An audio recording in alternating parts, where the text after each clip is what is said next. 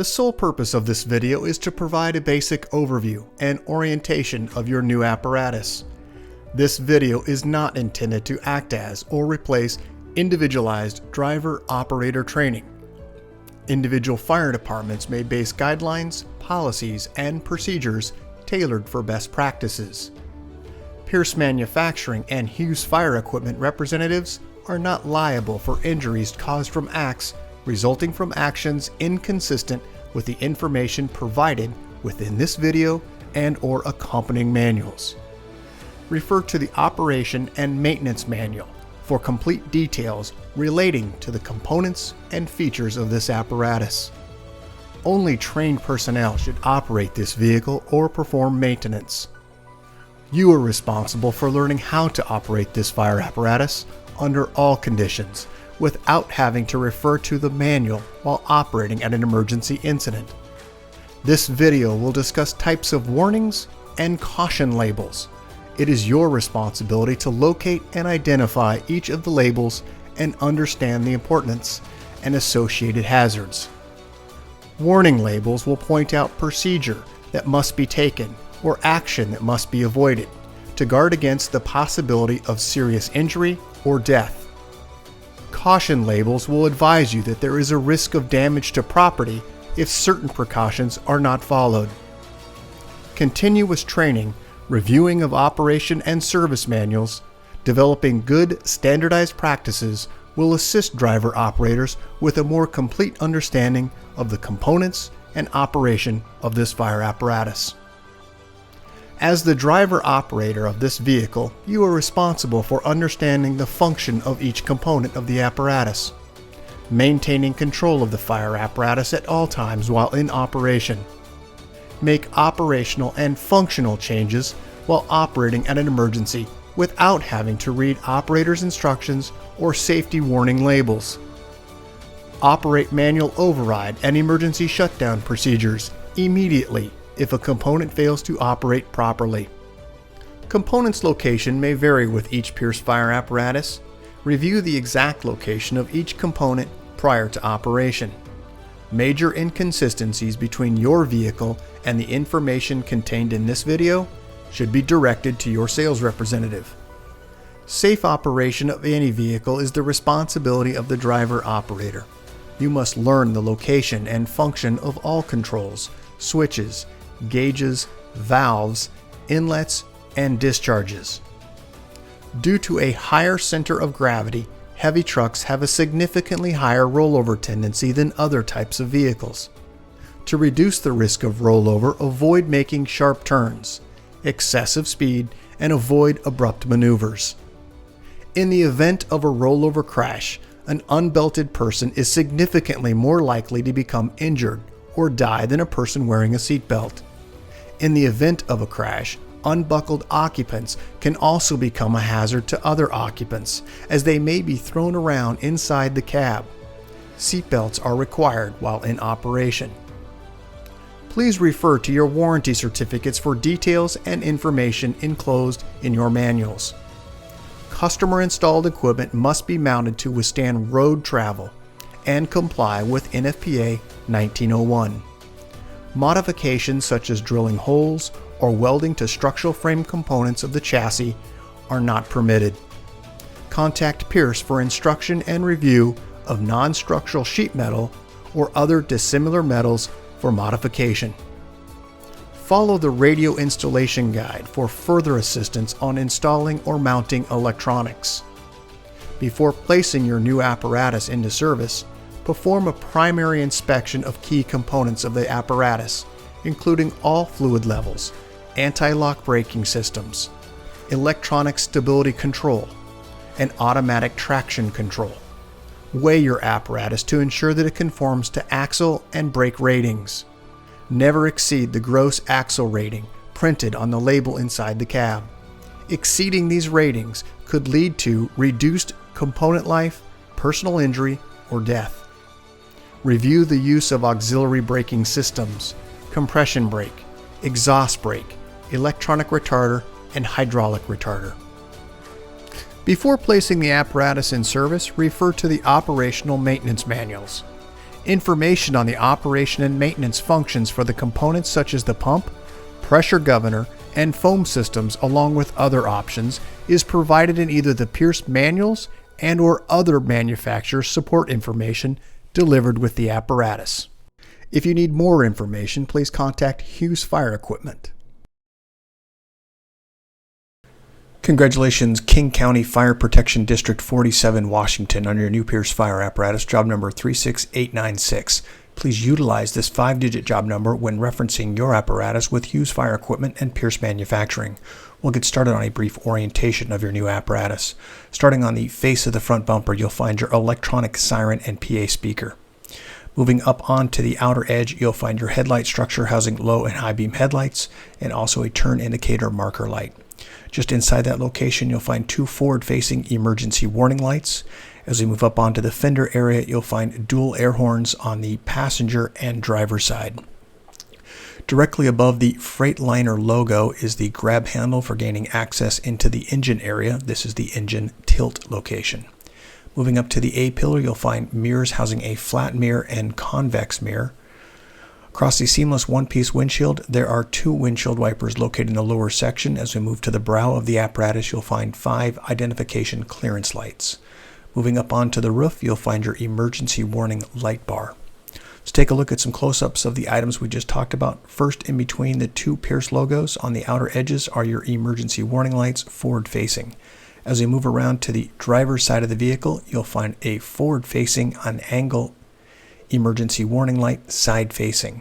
You'll also find your air horn, and moving up you'll find your air inlet for your engine. Let's take a look at the passenger side of the vehicle. Same configuration and layout. We have at the very top section a turn indicator marker light as we move directly above the air horn, and then also the release mechanism, both passenger and driver side, for your hood release. Let's take a look at the driver's side. First, we'll start just in front of the rear axles with 2 folding wheel chock storage locations. As we move to the very front, you'll find your diesel fill location, and then you'll also find your DEF fill location. As we move more toward the body section, you'll find just in front of the rear axle a marker turn indicator light. As we move in between the tandem axles, you'll find SCBA bottle storage for up to 2 SCBA bottles. To the rear of the axle, side-facing emergency warning light. As we move up to the very top, you're going to find your side-facing body scene lights. And then as we move to the very rear section, a emergency warning light side-facing. Let's take a general look here at the cab section next. And we'll identify a few items within this area. First, let's start with easily accessible with a gloved hand. This is the door lock and also latch combination. Right next to it is the grab handle for gaining entry and exit in and out of the cab for firefighter safety. As we move down, the silver cap is your ultra low sulfur diesel fill location. Right next to that is the blue cap, which is the DEF fill location. As we move up to the top of the pump panel, you'll find your 2 crosslays. Let's move inside the cab area first. Starting as we open the door, you'll find just inside this at the base of the seat the yellow placard indicating the date of manufacture, 5-digit job number, gross vehicle weight rating, cold tire inflation, the VIN number, all of the fluid for each component, and also capacity. Let's move now to the inside door panel of the driver's area. Affixed to door panel, safety, warning placard information, caution, and danger information placards. As we move just inside to the dash area, you're going to find the yellow placard indicating the height of the vehicle, 9 feet 11, length 30 feet 4 inches, gross vehicle weight rating 54,500 pounds. At the very top, we have some cruise control information. This is your cruise control. Set Excel. Just below that, you'll also find your headlight switch. Moving just to the right of this location is your dash cluster. Houses your tachometer, speedometer, fuel level, DEF level, front air, rear air, transmission tip, water temp, and oil pressure. Also, diagnostic information will display above the tachometer and speedometer. As we look just to the right to the dash cluster, you'll find a monitor located on the very top section. This is for your backup camera system. As we move down, you'll find the yellow diamond, which is your pull to apply, your system parking brake, and push to release. This access is for only the rear axles. Let's move down to the dash area itself, where you'll find your push button Allison transmission with a digital readout. As we move to the right, you'll find additional tally lights located here indicating pump engaged and OK to pump. Moving to the right, you'll find a display screen here regarding engine information. Just below that, you'll find your DEF regen switch, also interaxle switch. And then to the very far right, you'll find your Pierce seatbelt information, red indicating someone is in the seat and not belted, green they're in the seat and belted. Just to the right, you'll find additional tally lights. And then below that, you'll find your climate control. And then further down, you'll find door lock and window controls. Also 12-volt access via barrel style. Let's look overhead with some switch panels. You'll find an emergency master, lower zone, rear zone, and air horn electric switch. Also, you'll find your rear scene, left scene, front scene, right scene, left dump, and right dump switch. Also, further to the right, you'll find your PA speaker system and electronic siren. As we move to the rear wall, you'll find a light and also location for storing your SETCOM headsets. To the very center, your unit radio, SETCOM module, and then also a box light. Some close-ups of the items we just talked about. Let's move back to the PTO pump, high idle, and alarm reset. Moving further down just to the right of the cluster is where you'll find your filter miner for your air filter. Let's move exterior now to the crosslays, where you'll find crosslay 1 and crosslay 2. There are the two crosslays located in the upper portion just above the pump panel. As we move down to the pump panel itself, you'll find first a large gauge for pump discharge, and then also a large gauge for pump intake. Moving just to the right, you'll find your water tank level indicator for full, 3/4, half, quarter, and refill flashing red. As we move down on the pump panel, you'll find your vacuum and pressure test gauge ports. They are currently plugged, and these are utilized for testing purposes. Let's move just to the right, where you'll find a panel switch, additional rocker switches for additional accessories. Also, you'll find your pump boss pressure throttle governor in the upper left corner. If illuminated, it would be yellow in color, is a check engine. Also an RPM digital readout. To the right, a stop engine indicating red stop engine. Moving down, you'll find the menu button, which is the blue, allowing you to scroll through the various menu functions of the pump boss. Diagnostic information regarding your vehicle's engine. As we move to the right, a red silent switch, allowing you to silence the audible alarm that may be sounding.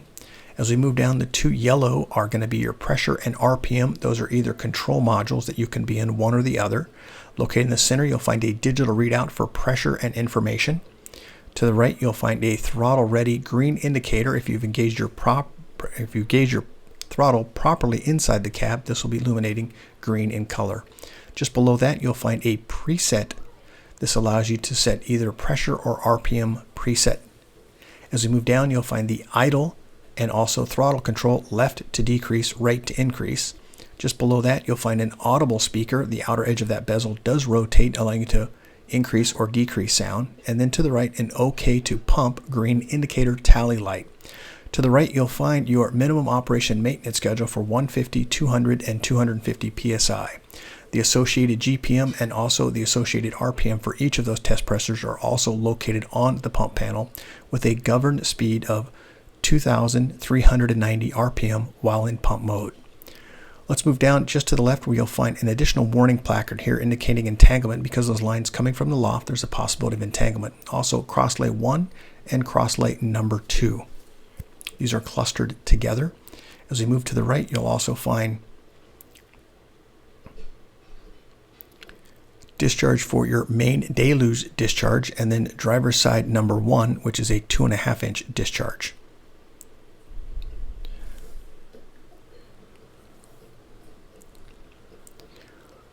Let's move further to the right to additional discharges.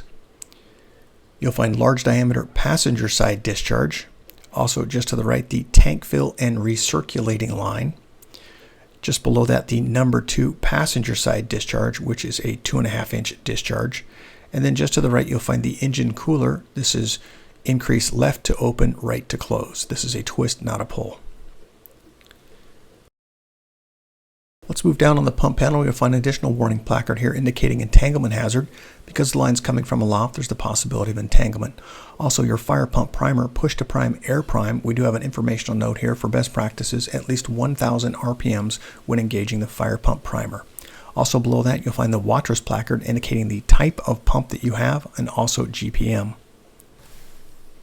Let's move just to the right where you'll find your shoreline inlet. This is an auto eject plug, 20 amp. When the ignition is engaged, this will eject the plug. To the right, you'll find the air inlet and then also your fire pump main drain. Let's move just below the running board where you'll find the driver auxiliary side inlet. This is the 2.5-inch locally controlled ball valve discharge drain. As we move just under the body, you'll find your 2 folding wheel chock storage locations. Let's move inside the compartment first. When plugged into Shoreline Power, this will activate your battery charger, maintaining battery. Moving just to the right, you'll find a pull-out tray. The release mechanism is located on the right. Move up to the very top section. You'll find a roll-up door, LED lighting inside, also a mounting system on the very back wall. Close up here into that battery charging system. And then also as we move in between the 2 axles, you'll find your SCBA bottle storage with retaining straps for 2 SCBA bottles. An additional storage location in between the 2 outer compartments on the body. As we move to the very rear compartment, you'll find attached to that back wall additional equipment mounting. Also, you'll find your side-facing emergency warning light. This is just to the rear of the rear axle, and also your side dump. Let's move around to the rear of the axle next. We'll start first with the emergency warning light, brake, turn, and also reverse light cluster on the passenger and driver side. As you move up to the very top, emergency warning rear-facing lights, and just inside that location you'll find 2 rear-facing scene lights. Directly in the center is your recessed backup camera.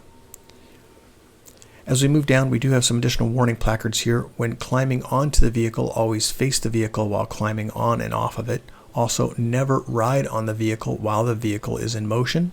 And then also an entanglement warning, because the line's coming from the hose bed aloft, there is the possibility of entanglement. Moving further down on the left-hand side is where you'll find the ladder for gaining access to go aloft. In between those spaces, you're going to find the left side dump, and also you'll scene lights, and then at the very top section, hose bed lights. You also have here a locally controlled 2.5-inch ball valve direct tank fill. In the very center is your hose chute. You can see at the very top is the handle for that hose chute. And on the very far right, you'll have additional direct tank fill, 2.5-inch ball valve. At the very bottom section, you're going to find tow hooks mounted directly to the frame rail at the rear section. As we can look down to the cup switches, we have driver's side dump and also rear scene and hose bed lights. To the right side of this location, just below the Pierce logo, is where you'll find the right-sided dump.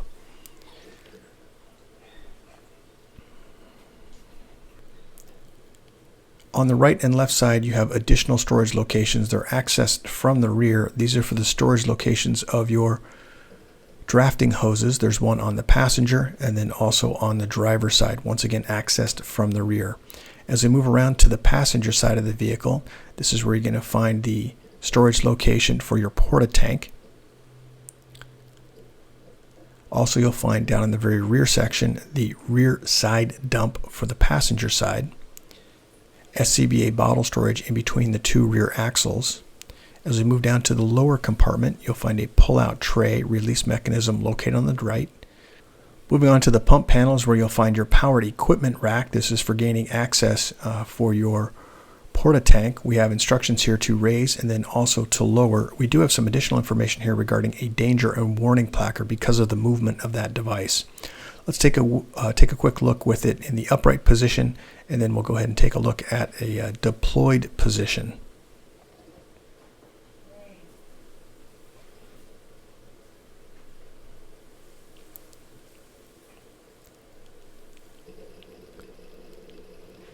Just in front of the rear axles where you'll find your exhaust. Extremely hot diesel exhaust temperatures do exist when regen is in operation. Be cautious where you park your vehicle. Also, some additional warning placards here. Make sure when climbing onto the vehicle, always face the vehicle while climbing on or off. And then also warning regarding entanglement hazard. Because the line's coming from aloft, there's the possibility of entanglement. We have some additional photos here of the engine.